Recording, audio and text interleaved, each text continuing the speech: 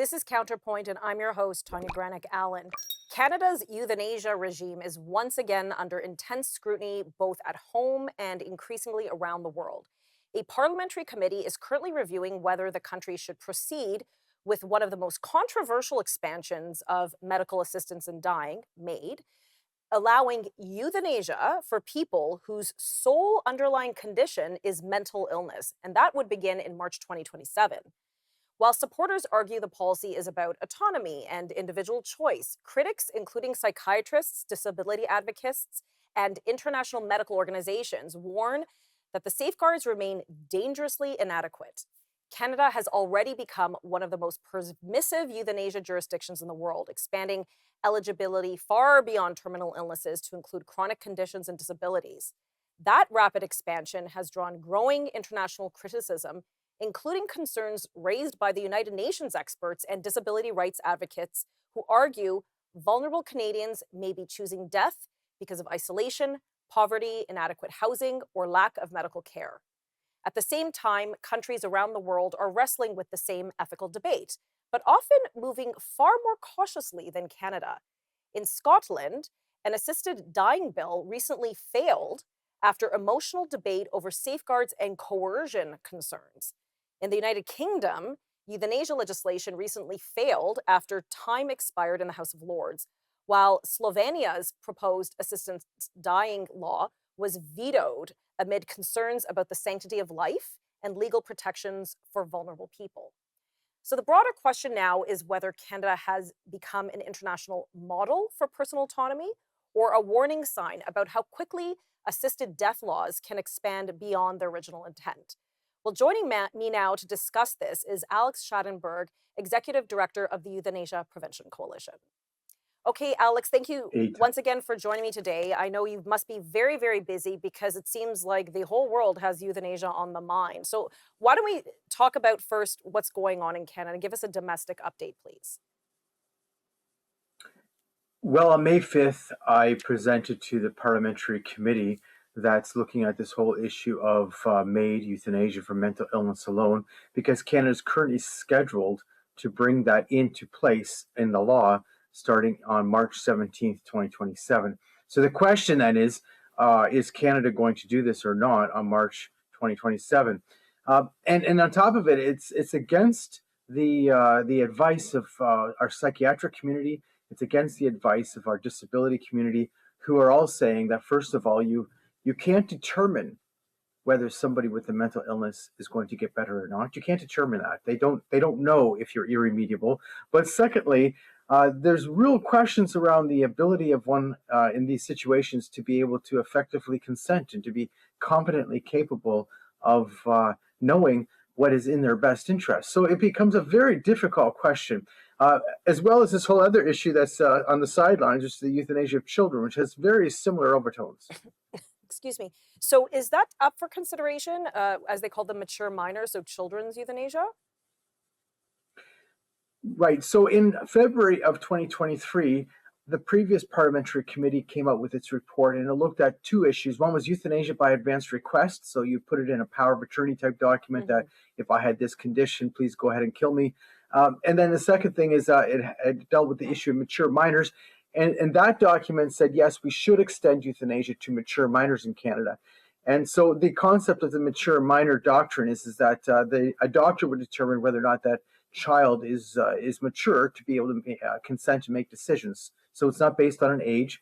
And then, of course, the issue is really what is the pressure involved here and how can a child actually make these decisions? But to go one step further, the Quebec College of Physicians came out with a position saying that we should have euthanasia of newborns. So that also tossed that into the mix of what was being discussed in Canada. Okay, we only have about 30 seconds to commercial, but why newborns? What in case they're born with a condition? Well, the idea is if they're born with a disability, then maybe they were suggesting the most compassionate thing to do is to kill them. But of course, that's very eugenic, to say the least. Yeah, I could see that, definitely.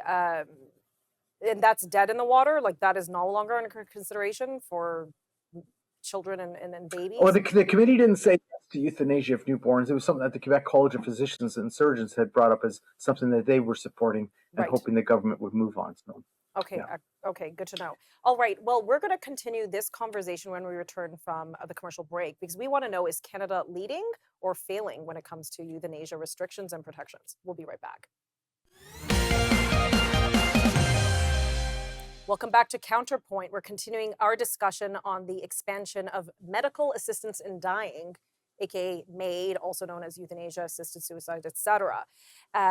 So we're discussing about that expansion into mental illness, and joining me today is Alex Schadenberg from Euthanasia Prevention Coalition. So Alex, let's talk about this. Some advocates say that mental illness can be just as unbearable as a terminal illness, and therefore they should have access to MAID, while critics will say, well, as you've pointed out, mental illness requires a different medical and legal standard to assess. What is your take on this? Is there a different standard when it comes to mental illness, and what's driving the case to have expansion into mental illness? Is the psychiatric community? You said they're opposed to it for the most part, but who's driving this? Well, it's the euthanasia lobby that's driving this. I'm opposed to killing people. So obviously, whether someone has a terminal condition or they have a mental health condition, I believe that we should be providing proper care. But what you have is this whole push that this be something that anyone can assess. That's the long-term goal. So mental illness is just that one next thing. So the argument is that if you're suffering, you could be suffering physically or mentally, and therefore there's a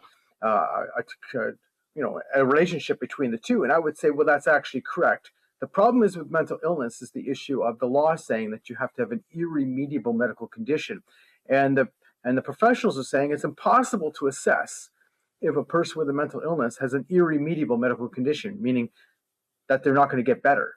So if you had a certain type of cancer, you might have treatment available to you, but the question is will you get better or will you not get better? And it's easier to assess that in a physical condition than it would be in a mental health condition. In fact, the professionals are saying we can't assess that in a mental health condition.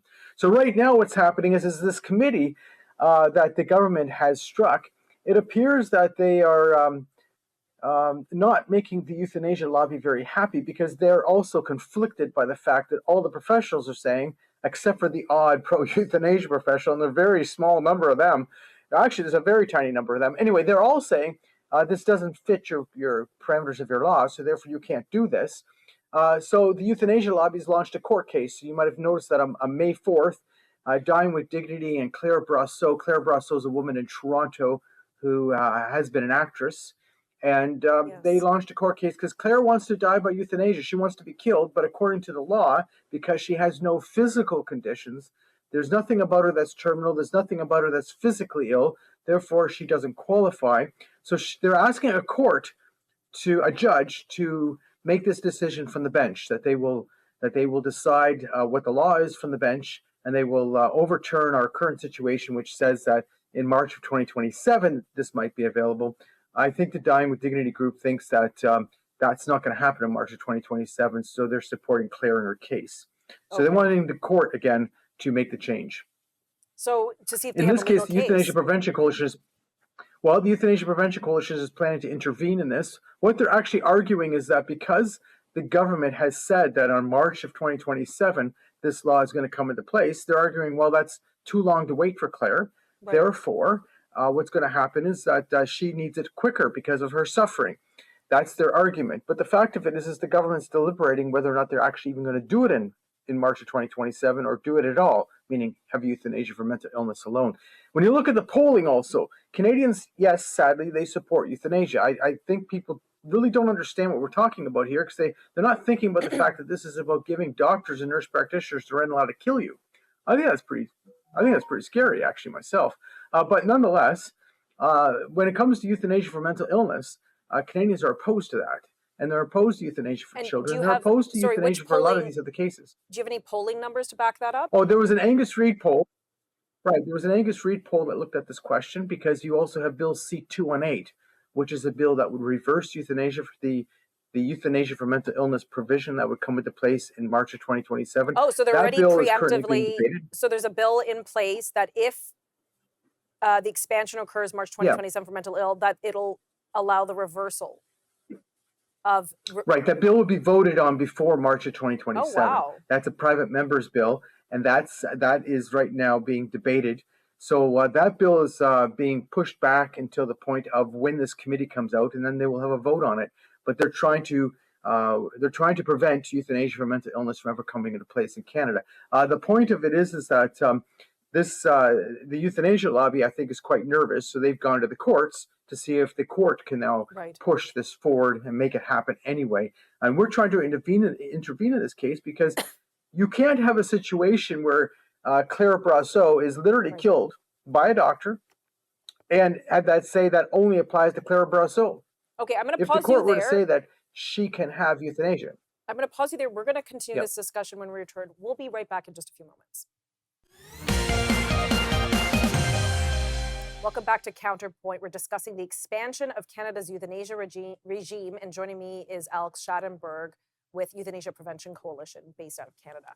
Alex, thanks again for joining me. So just to finish up with this proposed expansion of euthanasia to include those with a mental health diagnosis. So we have, I think you said Bill 218, a private member's bill, that is preemptively working its way as a private Yes. member's bill, could take a while to, so that if there is an expansion of euthanasia, as is the timeline proposed, March 2027, that this will kind of reverse that. But this court case, the Brasseau court case, she doesn't want to wait till March. So she's trying to get an exemption to the current law. Is that correct? Correct. She's actually asked for an emergency. It's an emergency appeal, and as I said, we've applied to intervene in the case because we recognize that this affects everyone. This is not just an emergency appeal. You can't apply this to one person. It would be applied then to everyone. Right. If she wins, then obviously speaking, the government would then be preempted in its decision-making power over the question because she'd be dead for this reason. If the court says it's okay, it must be based on some sort of argument that other courts would agree to. Right. The thing of it is when you look at all these cases, you understand what the world is saying. The world is saying Canada's gone crazy. Really? Like I've traveled all around the world speaking about euthanasia and suicide, and they literally think we've gone crazy. So when you look at the Scottish debate, for why instance, do you they mentioned that think in your why do they think- introduction. Sorry, The Alex, just people a in second. Scotland, the government in Scotland rejected euthanasia. Sorry, just a second. I think there's a lag here. Why does the world think Canada has gone crazy? Because we've gone beyond what anybody thinks is reasonable. All those people who argue that, oh, there's no slippery slope, or oh, this is only for the few deaths, oh, this is only for those very few people who are suffering and nearing death, they look at Canada and they say, oh, well, I guess that isn't the case, because in fact, Canada has gone absolutely crazy. We've gone crazier than the Netherlands on this, and the Netherlands are pretty crazy too. And yet, when you look at the legislation that's being proposed in other countries, it's almost identical to the Canadian model. So they can't argue that it's only for the few deaths. They know that it's going to expand.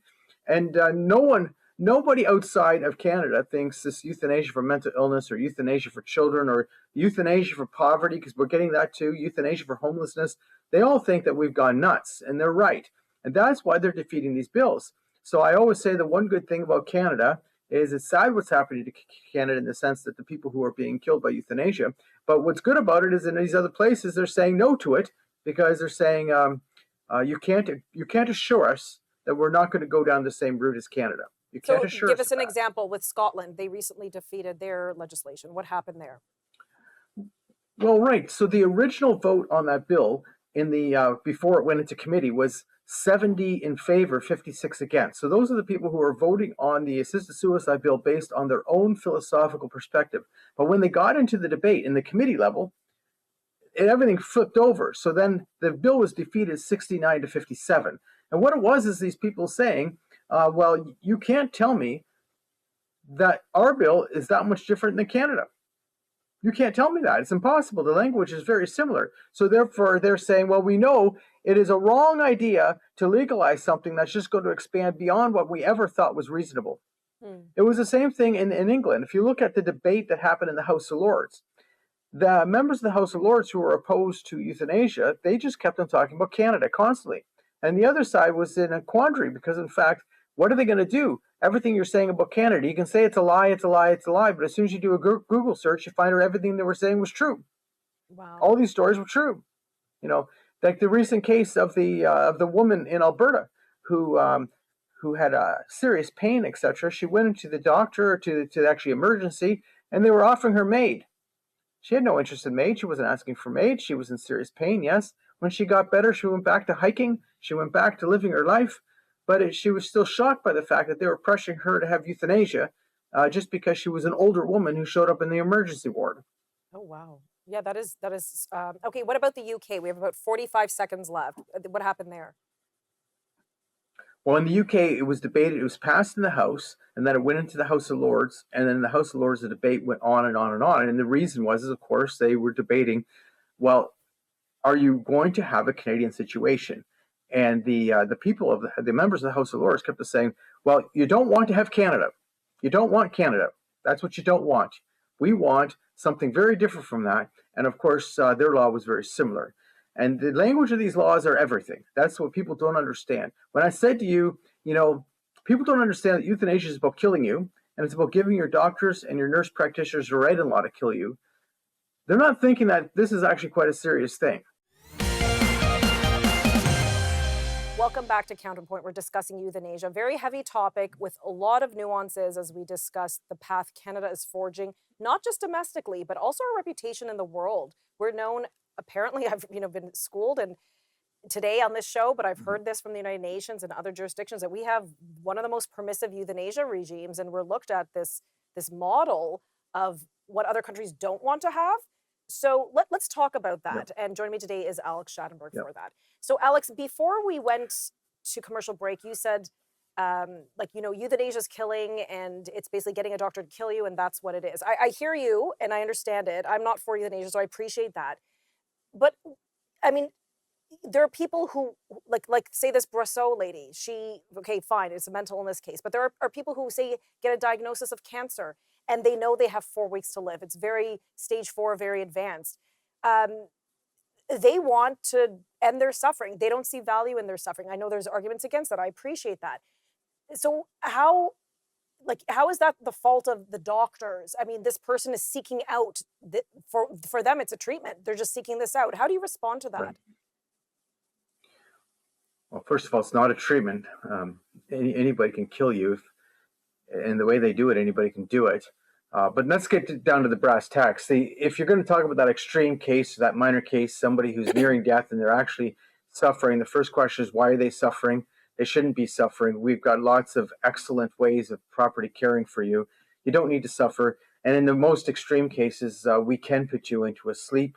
I know the other side would argue, what's the difference between being put into a sleep and being killed? Well, it's a big difference because you're not actually being killed. You're going to die a natural death. You're just not going to suffer. But the fact of it is that you can't limit it to that either. It's a lot of people thought, well, we'll only have it for these reasons. We're going to have a new line in the sand. The previous line in the sand was, I can't kill you. Well, we're going to change that line in the sand, saying, well, it's only going to be for these few cases. And in fact, during the debate on euthanasia, the argument was, oh, we'll have about 100 a year. 100 a year. Well, gosh, we had about 17,700 last year, and we have the highest rate in the world at the Netherlands. And you can't limit it, because then the problem is you say it's okay to kill this person, but it's not okay to kill that person who's also suffering. And that's actually what Claire Brasseau's arguing. She's saying she's suffering. And I'm not questioning that she's suffering. No. There's no question there at all. The fact of it is could the law ever properly apply to something like that? And I would say, first of all, it should never do that anyway. But secondly, even how the law is written, it doesn't properly apply to her, because you can't say she's irremediable. So let's go on. The fact also with our law is it's insane. They wrote our law to protect the doctors and the nurses completely. So our law says that the doctor or the nurse practitioner, when they agree to kill you, they only have to be of the opinion that you fit the criteria of the law. So when you start reading these cases and you start scratching your head saying, who approved that case, and why did that doctor still have their medical license? Why did that doctor not go to jail for that? And you start thinking about it, and then when you look actually at the legislation, you realize because the law completely protects them. They are totally free to kill you. That's a crazy situation. The next thing, which is almost as bad, you don't have to try any treatment.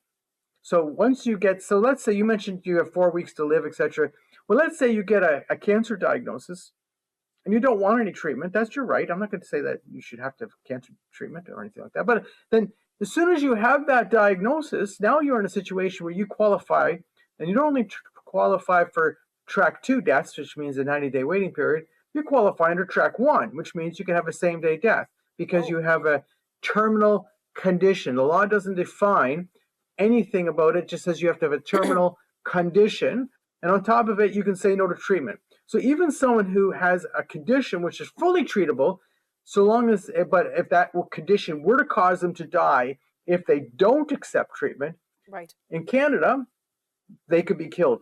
Okay, now that's what differentiates. That's Yeah, let me jump in because we only have 40 seconds left. So is this why disability advocates, including the United Nations, have said, whoa, Canada, what are you doing? This is too much. Well, the United Nations said no to track 2 in specific, but also they said we should be backing off on the rest of it. And the reason is because our track 2 law says you only have to have a grievous and irremediable medical condition. That's what it says. And that means people with disabilities just basically qualify to be killed. You have a law in Canada that specifically says that if you have a grievous and irremediable medical condition, which means you're not going to recover, which means you have a disability, you're not terminally ill, but you have a disability, you can be killed. And that is complete discrimination. That's eugenics, actually. That's eugenics to the extreme. We like to think of ourselves as being so wonderful and caring and whatever, yet we're killing people based on eugenic motives. It's insane. Wow. It's really eye-opening. Listen, Alex, thank you so much for being here. I appreciate your opinions and sharing them with us today. And we'll have to keep our eye on what happens in March 2027. Appreciate it. This has been CounterPoint. Thanks for watching.